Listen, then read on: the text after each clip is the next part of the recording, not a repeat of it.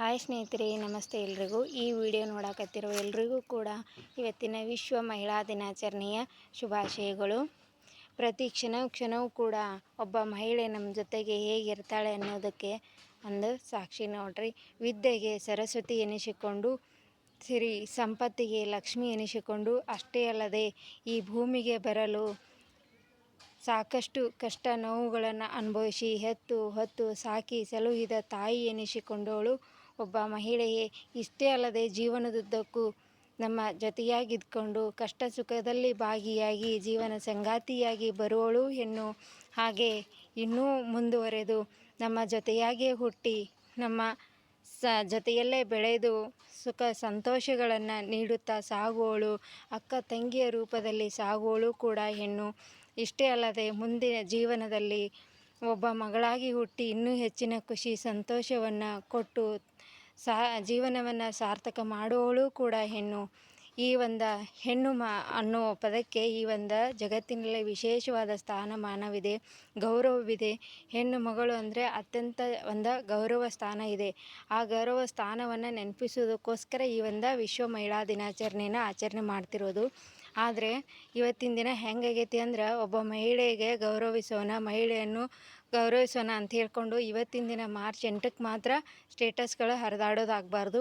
ಇದು ಬರೀ ಮಾರ್ಚ್ 8ಕ್ಕೆ ಸೀಮಿತವಾಗದೆ ವರ್ಷದ 365 ದಿನಗಳಲ್ಲಿ ಬರುವ ಪ್ರತಿ ಕ್ಷಣವೂ ಕೂಡ ಹೆಣ್ಣನ್ನು ಗೌರವಿಸುವಂತಾಗಬೇಕು. ಪ್ರತಿ ಮನೆಗಳಲ್ಲಿ ಎಲ್ಲರಲ್ಲಿಯೂ ಕೂಡ ಹೆಣ್ಣು ಮಗಳು ಅಂದ್ರೆ ಉನ್ನತವಾದ ಸ್ಥಾನ ಬೇರೂರಬೇಕು, ಗೌರವಿಸುವಂತಾಗಬೇಕು. ನಮ್ಮ ಮನೆಯಲ್ಲಿರೋ ಮಕ್ಕಳಾಗಿರ್ಬೋದು, ಅಕ್ಕಪಕ್ಕದವರಾಗಿರ್ಬೋದು, ಎಲ್ಲರಲ್ಲೂ ಕೂಡ ಸಹೋದರ ಸಹೋದರಿಯರಂತೆ ಕಾಣುವಂತಾಗಬೇಕು.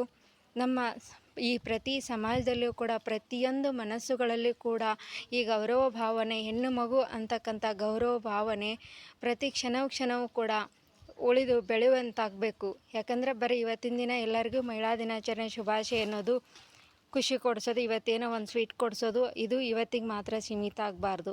ಜೀವನದುದ್ದಕ್ಕೂ ಮುಂದುವರಬೇಕು. ವರ್ಷದ 365 ದಿನಗಳು ಕೂಡ ಪ್ರತಿಯೊಂದು ಹೆಣ್ಣನ್ನು ಗೌರವಿಸುವಂತಾಗಬೇಕು.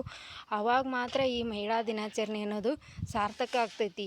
ನಿಜ ಅಲ್ವಾ ಸ್ನೇಹಿತರೆ? ಯಾಕಂದ್ರೆ ಇವತ್ತು ನೋಡ್ರಿ, ಹಿಂದೊಂದು ದಿನ ಮಧ್ಯರಾತ್ರಿ 12 ಗಂಟೆಗೆ ಒಂಟಿ ಹೆಣ್ಮಗಳು ಧೈರ್ಯವಾಗಿ ಯಾವತ್ತು ಓಡಾಡ್ತಾಳೋ ಅವತ್ತು ನಮಗೆ ಪೂರ್ತಿ ಸ್ವತಂತ್ರ ಸಿಕ್ಕಂಗೆ ಆಗತ್ತೈತಿ ಅಂದ್ರಂತ. ಬಟ್ ಇವಾಗ ಮಧ್ಯರಾತ್ರಿ ಬೇಡ, ಹಾಡು ಹಗಲೇನೆ ನಾವು ಒಬ್ಬೊಬ್ಬರೇ ಓಡಾಡೋಕ್ಕೆ ಅಷ್ಟೊಂದು ಕಷ್ಟಕರವಾದಂಥ ಸನ್ನಿವೇಶಗಳು ಏರ್ಪಾಡಾಗ್ತಿದ್ದಾವೆ. ಅದು ಯಾಕೆ ಏನು ಅಂತ ಎಲ್ರಿಗೂ ಗೊತ್ತು. ಅವು ಯಾಕೆ ಆಗ್ತವೆ?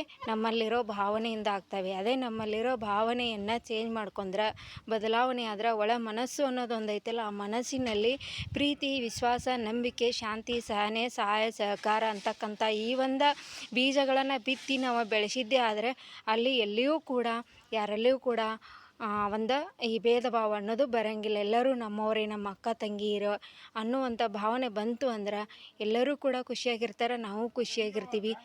ಎಲ್ಲರೂ ಸಂತೋಷವಾಗಿರೋಣ. ಒನ್ಸ್ ಅಗೇನ್ ಎಲ್ಲರಿಗೂ ಕೂಡ ವಿಶ್ವ ಮಹಿಳಾ ದಿನಾಚರಣೆ ಶುಭಾಶಯಗಳು. ನಾನು ಹೇಳಿದ್ದು ನಿಜ ಅಲ್ವಾ ಸ್ನೇಹಿತರೆ? ನಿಜ ಅನಿಸಿದರೆ ಏನು ಅನ್ನಿಸ್ತು ನನ್ನ ಮಾತಿನಿಂದ ಅಂಥೇಳಿ ಕಮೆಂಟ್ಸ್ ಹಾಕ್ರಿ. ಕೇವಲ ಇವತ್ತಿನ ದಿನ ಮಾತ್ರ ಮಹಿಳೆಯರಿಗೆ ಗೌರವ ಕೊಡೋದು ಅಷ್ಟೇ ಅಲ್ಲದೆ ವರ್ಷದುದ್ದಕ್ಕೂ ಪ್ರತಿ ಕ್ಷಣವೂ ಕೂಡ ಗೌರವಿಸುವಂತಾಗಿ ಎಲ್ಲರೂ ಕೂಡ. ಆವಾಗ ಎಲ್ಲರೂ ಕೂಡ ಆನಂದವಾಗಿರೋಣ.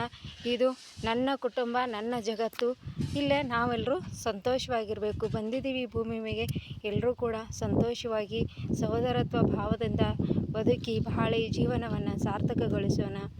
ಥ್ಯಾಂಕ್ ಯು ಸ್ನೇಹಿತರೆ, ಥ್ಯಾಂಕ್ ಯು.